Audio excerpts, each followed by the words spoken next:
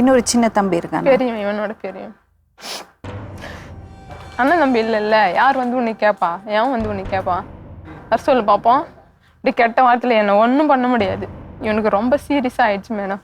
பொங்கல் டைமுக்கு இந்த வருஷம் இல்லை, அதுக்கு முந்தின டைம் உரி அடிச்சிட்டு இருந்தாங்க. இவன் போய் வேடிக்கை பார்த்துட்டு இருந்தான். பழுப்பு தலைமையில வீந்துருச்சு. பழைக்க மாட்டான்னு சொல்லிட்டாங்க. சேலம் ஜிஹெச் வரைக்கும் 10 நாள் வச்சுருந்தேன். ஃபுல்லாக உடம்புல இந்த ரத்தம் ஃபுல்லாக இறங்கிடுச்சு. ஒரு கை கால் வராமல் போயிடுச்சு. திரும்பி இது விட்டு அப்படி எதனா ஆயிடும் போல இருக்குன்னு பணத்தாசத்துலும் எல்லாமே கடன் தான்.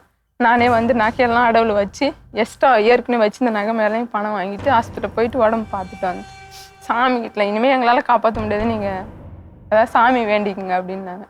அதுக்குன்னு சொல்லிட்டு ஓம் சக்தி கோயிலுக்கு கரகம் 10 நாளைக்கு முன்னே சரி பிள்ளைக்காக வேண்டிட்டுமே வீடு வாசலாம் சுத்தம் பண்ணிட்டு பேச்சுவார்த்தை எதுவும் என்ன நீ தான் சாமி கும்பிட்றியா? அசிங்க அசிங்கமாக இந்த சாமி கும்பிட்ற அந்த சாமி கும்பிட்ற, வீட்டில் இந்த மாதிரி பண்ணிட்டு இருக்கிற, அவ்வளோ பிரச்சனை. அந்த கரகம் தூக்கிட்டு வந்து புடையெல்லாம் கீச்சிட்டு பிடிச்சி ஈத்து வீட்டில் இந்த பாத்திரத்தெல்லாம் தூக்கி தூரமாக கடாச்சிட்டு. எதுக்குமா அப்படி ஒருத்தர் கூட இருக்கீங்க? போக மாட்டிருக்காரு மேடம். எங்கள் வீட்டில் தான் இருக்காரு. நான் இப்போ அந்த முடியை பிடிச்சி அடிச்சு கீழே அடிச்சு அன்றைக்கி வீட்டு விட்டு நான் வீட்டில் இருந்தால் அன்றைக்கி செத்துட்டு இருப்பேன். நான் கேளு இவங்கள இவ மட்டும் நான் வீட்டில் இருந்தா. நான் எங்கேயாவது போகிறேன்னு சொல்லிட்டு நான் ஆஸ்பத்திரிக்கு போயிட்டு ஊசி போட்டுட்டு பக்கத்து ஊரில் தான் அக்கா வீட்டுக்கும் போகல. தெரிஞ்சவங்க வீட்டில் நான் அங்கே போனால் தேடிட்டு வருவாங்கன்னு அங்கேயும் போகல. தெரிஞ்சவங்க வீட்டில் தான் இருந்தேன். இப்போ சொன்னேன் பார்த்தீங்களா, அந்த ஆளை நான் ஈத்துரு ஓட்டிட்டேன்னு இவங்க அண்ணன் இவங்க அப்பா இந்த ஆள் எல்லாருமே ஊருக்கெல்லாம் சொல்லிட்டாங்க.